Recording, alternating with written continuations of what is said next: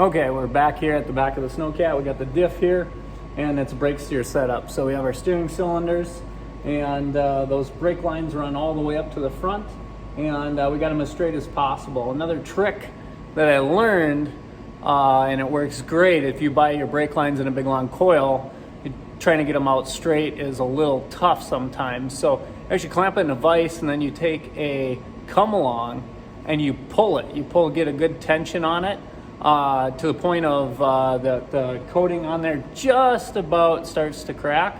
You let the tension off of that, and you'll have a perfectly straight line for running a nice straight brake line. So thanks to Red Squirrel out there for that tip.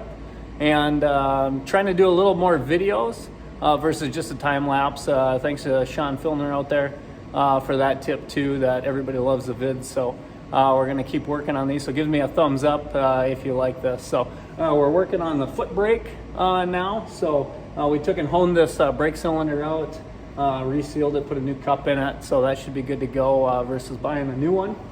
And got it all set up. It's kind of a pain in the butt because in order to bolt this down, you actually have to take the brake caliper off itself. It's an old school caliper, scissor style, and so it's 3 bolts. It comes off pretty easy, but it's one of those 10-step processes that should only have taken 2 steps, but who knows. And so we're gonna route new brake lines for this the whole way up to the foot control. So let's get at it.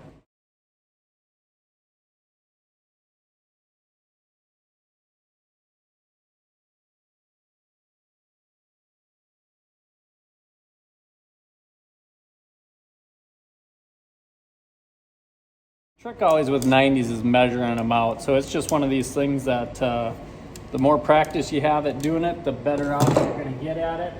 And then especially when you talk angles, it's one of those check and fit kind of situation.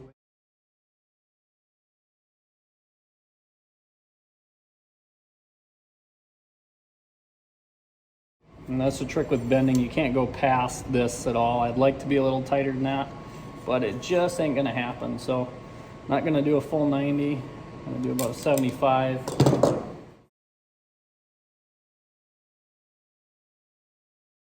I'm not sure if you can see how I'm sizing that up. I try and line it as much as possible and then get my bend where I'm gonna want it in place, and then make your bend. Like I said, never hurts to go back and forth a few times.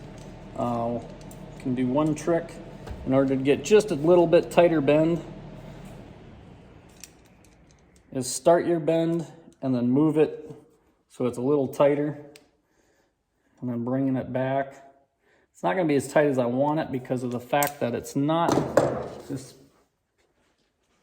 and that's going to route her there, and then we'll be able to catch the side of the tub and go up from there. Should work pretty good. That's the problem with steel lines, is you get one chance to bend it right.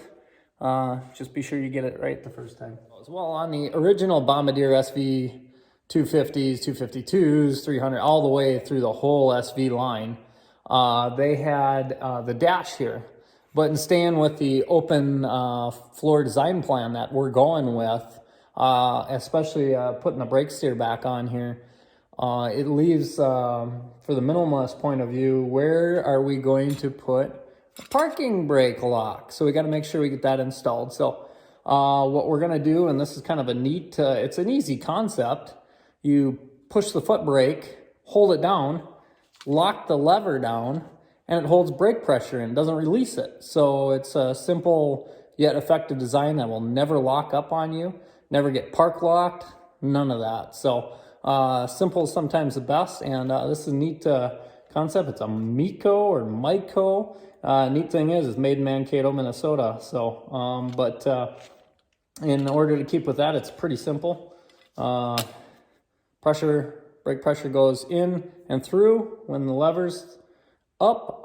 When you want to park brake, pressure comes in, lock the lever, pressure can't go back out to return. So effectively creating yourself a park brake. So I think what we're going to do here in order to kind of find a stout place to lock this, because this, you get a lot of pressure on this when you're camming it over, we're going to end up building a bracket and put right on the foot brake here. So that's going to be stout. That's 1/4 inch plate. We'll make our plate nice and stout to hold this. And then it doesn't tie anything up in the future when we upgrade our steering system.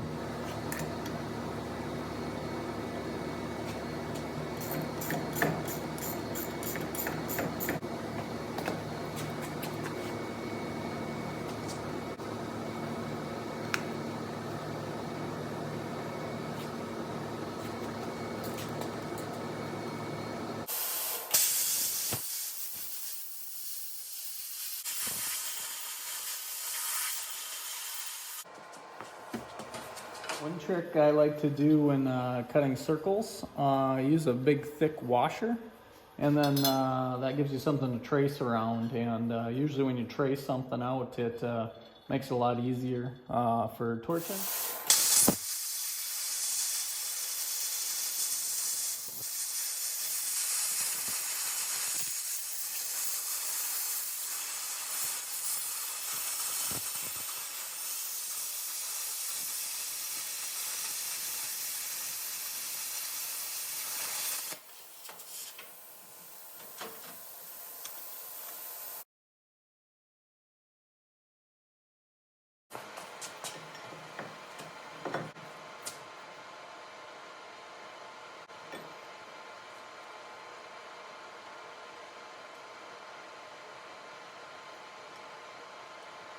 All right, so we got it in the drill press. The name of the game with any drill press is slow and steady. So.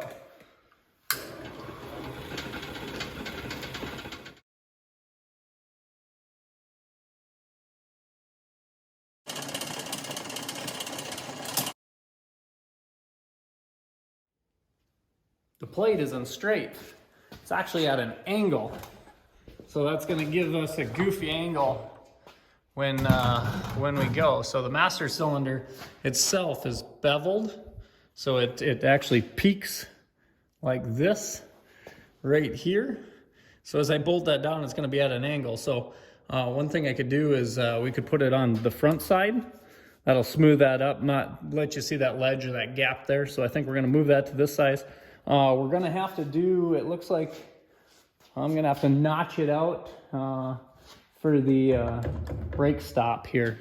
So let's switch that.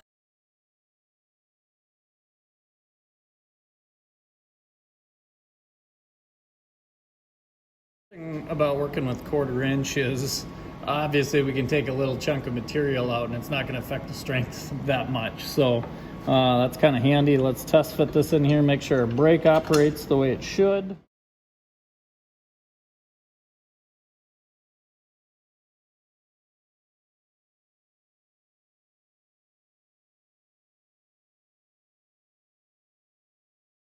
So we've got our piece in the vise here. We're going to do the old-fashioned way, just heat bend it. It'll be plenty strong enough for the application we're going to use.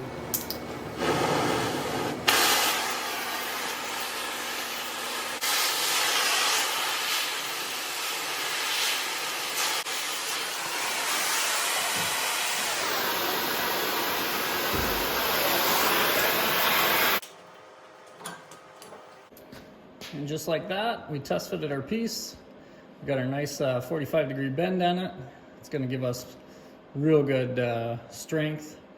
And then we'll go ahead and we'll punch our hole in so our brake lever can sit there. And then we'll trim the top off where it's set. So we left it long just for the purpose of, in order to make enough clearance for clearing the master cylinder fill port. So